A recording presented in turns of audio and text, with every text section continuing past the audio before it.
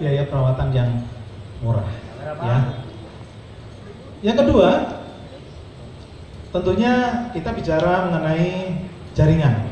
Ya, saat ini kita di Indonesia sudah mempunyai 220 service point, ya, mulai dari bengkel, Astra, dealer dan juga Autorest. Ya.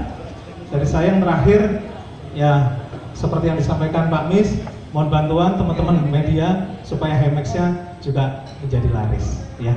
Terima kasih dari saya.